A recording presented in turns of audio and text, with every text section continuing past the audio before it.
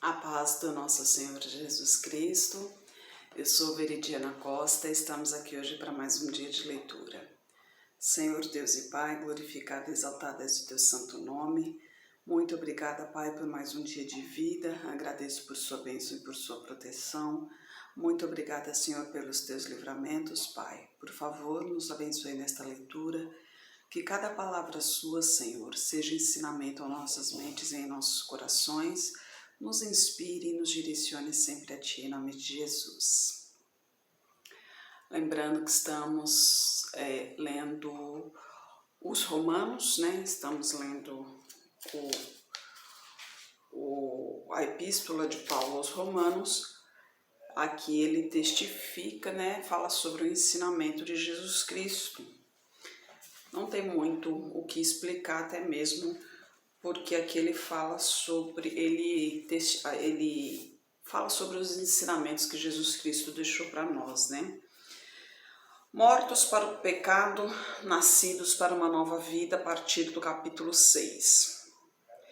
Que diremos, pois? Permaneceremos no pecado para que a graça abunde? De modo nenhum. Nós que estamos mortos para o pecado, como viveremos ainda nele? Ou não sabeis que todos quantos fomos batizados em Jesus Cristo, fomos batizados na sua morte? De sorte que fomos sepultados com ele pelo batismo na morte, para que, como Cristo foi ressuscitado dentre os mortos, pela glória do Pai, assim andemos nós também em novidade de vida. Porque se fomos plantados juntamente com ele na semelhança da sua morte, também o seremos na da sua ressurreição. Sabendo isto, que o nosso homem velho foi com ele crucificado, para que o corpo do pecado seja desfeito, para que não sirvamos mais o pecado, porque aquele que está morto está justificado do pecado. Ora, se já morremos com Cristo, cremos que também com ele viveremos, sabendo que, tendo sido Cristo ressuscitado dentre os mortos, já não morre, a morte não mais tem domínio sobre ele. Pois quanto a ter morrido, de uma vez morreu para o pecado, mas quanto a viver, vive para Deus. Assim também vós considerai-vos como mortos para o pecado, mas vivos para Deus em Cristo Jesus nosso Senhor. Não reine, portanto, o pecado em vosso corpo mortal, para lhes obedecerdes em suas concupiscências. Nem tampouco apresenteis os vossos membros ao pecado por instrumentos de iniquidade, mas apresentai-vos a Deus como vivos dentre mortos, e os vossos membros a Deus como instrumentos de justiça, porque o pecado não terá domínio sobre vós, pois não estáis debaixo da lei, mas debaixo da graça. Pois que pecaremos porque não estamos debaixo da lei, mas debaixo da graça? De modo nenhum. Não sabeis vós que a quem vos apresentardes por servos para lhe obedecer, sois servos daquele a quem obedeceis, ou do pecado para a morte, ou da obediência para a justiça? Mas graças a Deus que, tendo sido servos do pecado, obedecestes de coração a forma de doutrina a que fostes entregues, e libertados do pecado, fostes feitos servos da justiça. Falo como homem pela fraqueza da vossa carne, pois assim como apresentastes os vossos membros para servirem à imundícia e à maldade para a maldade, assim apresentai agora os vossos membros para servirem à justificação para a santificação. Porque quando éreis servos do pecado, estáveis livres da justiça. E que fruto tinhais então das coisas que agora vos envergonhais? Porque o fim delas é a morte. Mas agora, libertados do pecado e feitos servos de Deus, tendes o vosso fruto para a santificação e, por fim, a vida eterna, porque o salário do pecado é a morte, mas o dom gratuito de Deus é a vida eterna por Cristo Jesus, nosso Senhor. Quando vivíamos em pecado, né, não estávamos sob a lei. Por quê? Porque não conhecíamos o pecado, né? Nós não conhecíamos a lei. Não, a lei foi feita para que entendêssemos o certo e o errado, né? Por isso foi feita a lei. Porque se não houvesse lei, como iríamos saber que mentir é errado, que roubar é errado? Por isso foram feitas as leis, né? As leis existem para que haja, para que as leis existem para que haja, como se diz assim, me fugiu a palavra correta, mas assim, as leis existem para a organização, vamos dizer assim, né? Porque se não existisse as leis, cada um viveria à sua maneira. Aí imagina só como seria, né? Embora a gente não está muito longe disso, afinal de contas, cada um hoje em dia acaba vivendo a sua maneira também, tirando a liberdade do outro. Mas hoje, como temos as leis, não só as dos homens, né, mas principalmente a lei de Deus, hoje a gente tem o livre-arbítrio para viver no reino de Deus, né? Hoje com a lei, com o sacrifício de Jesus Cristo, a gente tem a possibilidade de voltar ao mundo ao qual foi criado para nós, que foi o reino de Deus, né? Que nós só não estamos nele porque entrou o pecado, com o pecado veio a morte, né? E as leis, com o pecado veio a morte. Com isso, os seres humanos começaram a viver juntos ali, eu ia dizer em comunhão, mas infelizmente não foi, porque a tendência do ser humano ela é maldosa. Aqui, tanto que a palavra de Deus diz que somos povo obstinado, ou seja, né, a nossa tendência é para o mal.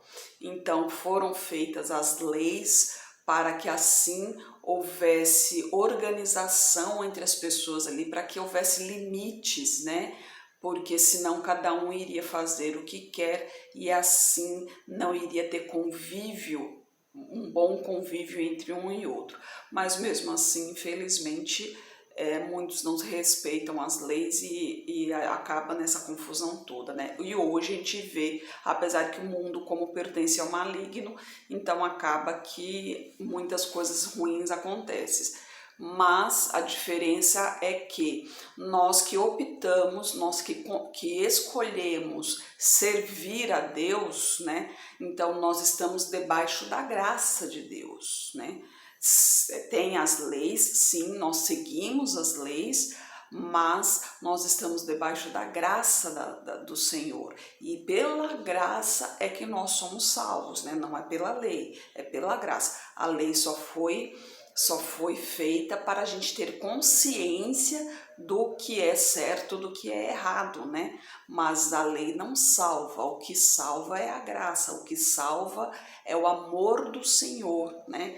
E Ele nos amou primeiro, tanto que Ele enviou o seu Filho unigênito para que compadecesse e assim pudesse nos purificar do pecado, né? Hoje a gente tem essa possibilidade somente graças a Ele.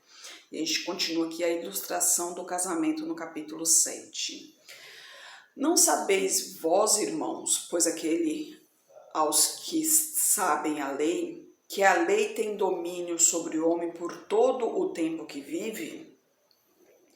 Porque a mulher que está sujeita ao marido, enquanto ele viver, está-lhe ligada pela lei, mas Morto o marido, está livre da lei do marido. De sorte que, vivendo o marido, será chamada adúltera, se for de outro marido. Mas, morto o marido, livre está da lei, e assim não será adúltera, se for de outro marido. Assim, meus irmãos, também vós estáis mortos para a lei pelo corpo de Cristo, para que sejais de outro, daquele que ressuscitou dentre os mortos, a fim de que demos fruto para Deus. Porque quando estávamos na carne, as paixões dos pecados, que são pela lei, operavam em nossos membros para darem frutos para a morte. Mas agora temos sido libertados da lei, tendo morrido para aquilo em que estávamos retidos, para que sirvamos em novidade de espírito e não na velhice da letra. Que diremos, pois? É a lei pecado? De modo nenhum, mas eu não conheci o pecado senão pela lei, porque eu não conhecia a concupiscência, senão a lei não dissesse, se a lei não dissesse, não cobiçarás. Mas o pecado, tomando ocasião pelo mandamento, operou em mim toda a concupiscência, porquanto sem a lei estava morto o pecado. E eu, em algum tempo, vivia sem lei, mas, vindo o mandamento, reviveu o pecado e eu morri. E o mandamento, que era para a vida, achei que me era para a morte, porque o pecado, tomando ocasião pelo mandamento, me enganou e por ele me matou. E assim a lei é santa e o mandamento santo, justo e bom.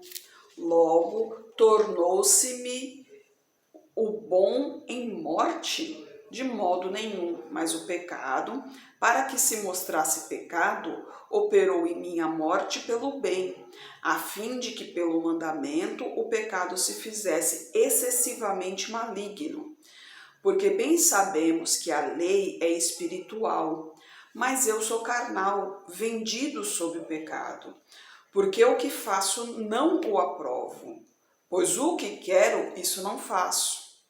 Mas o que aborreço, isso eu faço.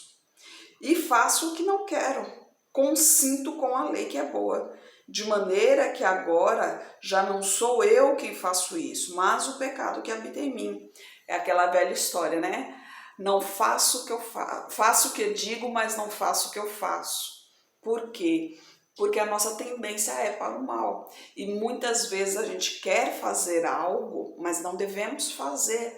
Por quê? Porque o nosso intuito, né, a nossa vontade realmente é as ilusões do mundo, as delícias do mundo, né, que realmente são termos, inclusive, usados aqui na Bíblia. Né? Delícias por quê?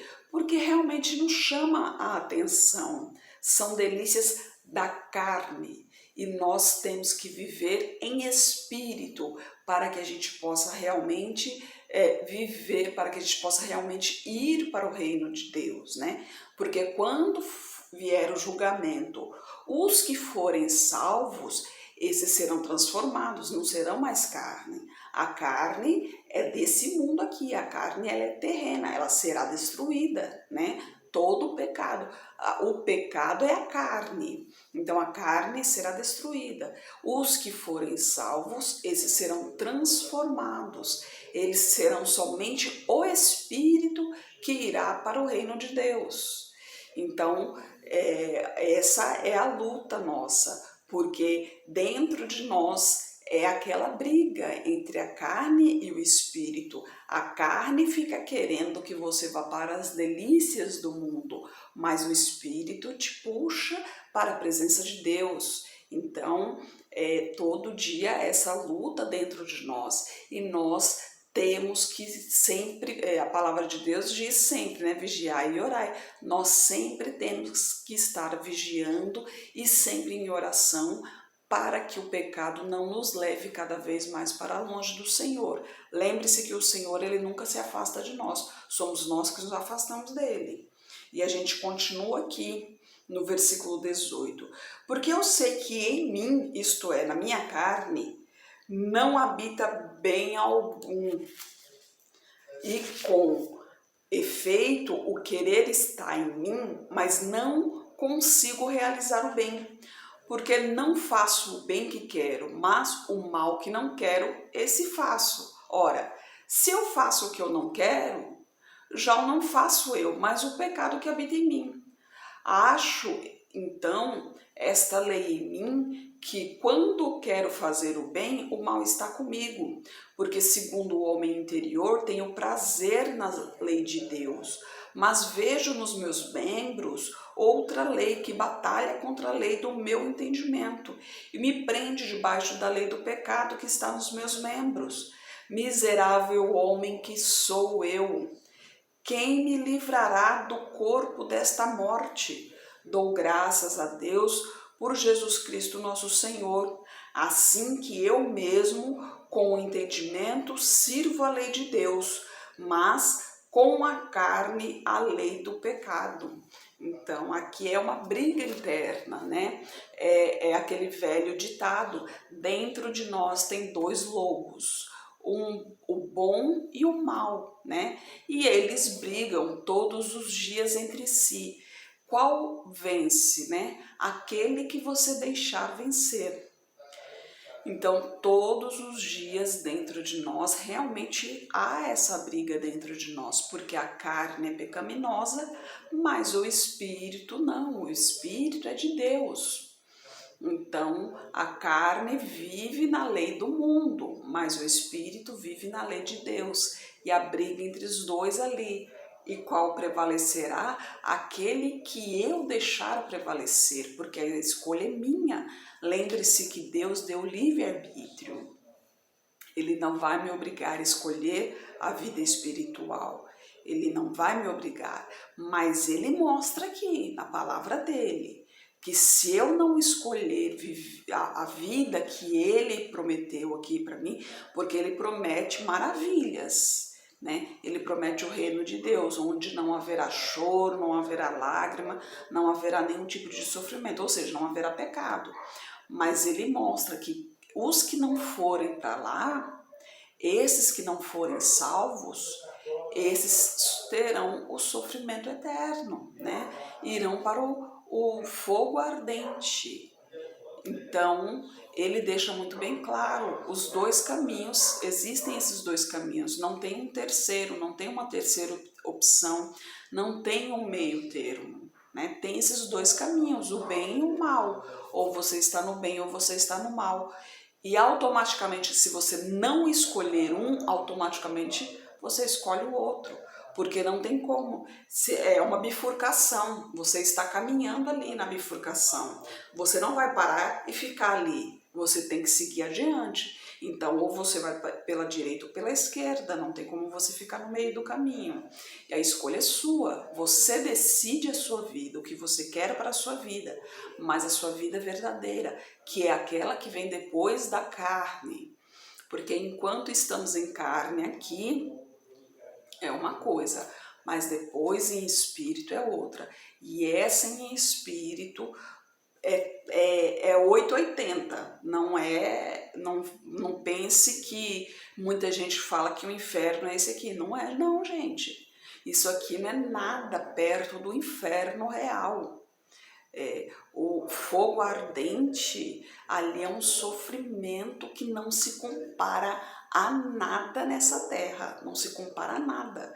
Então reflita muito bem no que você quer para a sua vida, porque Deus desde já, ele começa a trabalhar na sua vida. Quando você aceita Jesus Cristo para te guiar, quando você entrega a sua vida nas mãos de Deus, já neste exato momento ele começa a trabalhar em sua vida. A primeira coisa que ele faz, lembre-se que o fardo de Deus é leve. Quando a gente anda no mundo, é um peso dentro de nós, é algo que parece que o mundo está sobre nossas costas, que realmente o fardo do mundo é muito pesado. Mas quando a gente entrega a nossa vida nas mãos de Deus, ele troca esse fardo, ele tira o fardo do mundo e coloca o fardo dele que é leve. Então a gente já começa a sentir um alívio, uma paz, uma tranquilidade, uma serenidade que palavras não expressam exatamente o sentimento, mas só experimentando, é só experimentando, faça um teste. Deus diz, me põe à prova, Ele diz isso, me põe à prova, me teste. Então faça um teste, entregue a sua vida nas mãos do Senhor, né? Veja o que Ele tem para lhe proporcionar, né? Não custa nada. Se você achar que Deus daqui a um tempo, se você achar que Deus não fez diferença nenhuma em sua vida, a escolha é sua. Você pode voltar atrás. Mas, sinceramente, se você entregar a sua vida de coração, eu duvido que você vai querer voltar atrás.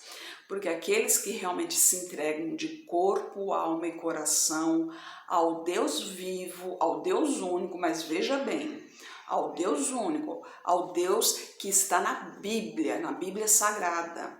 Lembre-se que sempre falo aqui, quando você for ler a Bíblia, não se lê um verso só, lê no mínimo o capítulo inteiro para que você consiga entender o que aquele verso quer dizer. Porque muitas pessoas, muitas religiões, por exemplo, se utilizam de versos bíblicos, de alguns versos, para interpretar a sua maneira. E não é assim que a Bíblia funciona. A Bíblia, ela se completa. Você tem que ler o capítulo todo e, às vezes, inclusive, capítulos de livros diferentes para você ter um conhecimento maior do que aquilo realmente quer dizer. Então, todas as respostas estão na Bíblia, tá? Na Bíblia, se você tem alguma dúvida, é na Bíblia que você tem que ver. Tem pastores, padres, os líderes religiosos em geral vão falar, mas se você tem dúvida, pesquise. Hoje a internet está aí ao alcance da maioria das pessoas, infelizmente não são todos, mas está aí ao alcance da maioria das pessoas. E Deus nos deu a capacidade da gente pesquisar. Então pesquise, se você tem alguma dúvida, pesquise. Falou, poxa, não, mas fulano falou tal coisa. Será que isso é verdade mesmo? Né? Ele leu tal versículo. Então você marca, quando ouvir, marca aquele versículo que ele leu, capítulo, versículo, e chega em casa, não tem Bíblia, não tem problema. Chega no celular, Bíblia online, é rapidinho. E leia o capítulo todo ali, aí você vai entender. Ah, não consegui entender. Então pergunta no Google, o que quer dizer o versículo tal? No Google vai te responder também. É muito fácil. Agora sim, não vai só no primeiro não. Pesquisa não é assim, você vai no primeiro e já tem a resposta. Uma pesquisa, como se diz, pesquisa. Você tem que ver várias páginas para realmente ter um entendimento. Então, o demônio ele vai fazer de tudo para que você não se aproxime do Senhor. Ele vai colocar vários empecilhos no seu caminho. Ele vai colocar coisas, pensamentos, muitas coisas para que você não se aproxime do Senhor. Mas dê uma oportunidade para Deus, dê uma oportunidade. Se você tem dúvida, pesquise, mas principalmente converse com o Senhor. Não precisa fazer isso na frente de todo mundo. É bom ir à igreja, a palavra de Deus diz que ele não habita em templos feitos por mãos de homens, né? Mas a palavra do Senhor também diz que onde 2 ou mais falarem em meu nome, lá eu estarei. Então, como a igreja é a casa do Senhor, então ali já tem o costume de sempre estar cultuando ao Senhor, então ali já tem a essência do Senhor. Então, ao entrar na casa do Senhor, a gente já tem aquela sensação de paz e tranquilidade, porque ali já tem a essência do Senhor. Mas se você não quer ir à igreja, não tem problema, não tem problema. Hoje em dia, com a tecnologia, você pode assistir aí do conforto da sua casa, você pode fazer uma oração no seu quarto, sozinho, desliga o celular para não ser interrompido, conversa com Deus. Eu não sei orar, eu não sei rezar. Não precisa, é uma conversa entre amigos. Isso mesmo, Deus quer ser seu amigo. É isso que Ele quer, que você se aproxime dele como amigo. Converse com ele do jeito que eu estou conversando com você aqui. Fale com ele o que você está sentindo, como está a sua vida.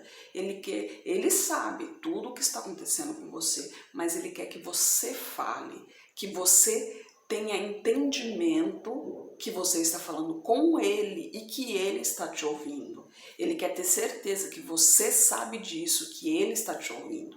Por isso você tem que abrir a boca e falar com ele. Então, em seu quarto, fale com ele, se abra o seu coração, converse. Se for para chorar, chore, se derrame em lágrimas. Se abra com o Senhor e deixe Ele guiar a sua vida. Deixa Ele guiar, deixa Ele mostrar o caminho que você deve seguir. Deixa Ele mostrar como é viver para o Senhor. Dê essa oportunidade para si mesmo. Aproveite enquanto é tempo. Jesus Cristo está voltando, não falta muito não. Ele está já batendo as portas. Então aproveite, ele diz, né, buscai-me enquanto se pode achar. Então aproveite enquanto pode achá-lo, se abra com ele e dê uma oportunidade para si mesmo de participar desse plano de salvação. Senhor Deus e Pai, glorificado, exaltado és o teu santo nome. Muito obrigada, Pai, por tuas palavras, por tuas mensagens, Senhor. Eu peço a Ti, Pai, que teu Espírito toque nessa pessoa que está me ouvindo agora, Pai. Abra seus olhos espirituais, Senhor, que ela possa enxergar, Pai, o que o mundo está fazendo contra ela, Pai. Que ela possa entender que esse mundo pertence ao maligno, Pai. Que esse mundo quer afundar a vida dessa pessoa cada vez mais, Pai. Que esse mundo quer trazer o sofrimento para a vida dela, mas que o Senhor tem uma palavra de carinho, que o Senhor tem uma proteção, que o Senhor tem a salvação para a vida dela, Senhor. Que ela possa entender que o Senhor é o protetor, é o Pai que nos criou e que nos protege, que o teu amor, Senhor, é sublime, é sobrenatural, que nada se compara a ti, Senhor. Eu peço que esteja com essa pessoa que está orando comigo, Pai, manifeste o teu poder na vida dela, Senhor. Toque em sua saúde, toque em suas finanças, Pai. Toque em sua vida emocional, toque em seu psicológico, Senhor. Toca em sua família, Pai. Toque em seu lar, Senhor. Eu peço a Ti por toda a minha parentela, por toda a parentela de meu esposo. Derrama a Tua unção sobre cada um deles, Pai. Manifeste o Teu poder na vida de cada um e traga todos para o seu caminho, Pai. Peço a Ti pelos nossos governantes, pelas nossas autoridades, que os Teus anjos estejam guiando cada um deles de acordo com a Tua vontade, Pai. Peço a Ti pelos Teus filhos, Pai. Necessitamos de Ti cada vez mais, Senhor. Necessitamos de Tua direção, de Tua sabedoria, Senhor, de Teu discernimento, Pai. Por favor, nos capacite cada vez mais para proclamarmos o Teu Evangelho, Senhor. É o que eu oro em nome de Jesus. Amém. Que Jesus Cristo esteja em seu coração e que Deus abençoe.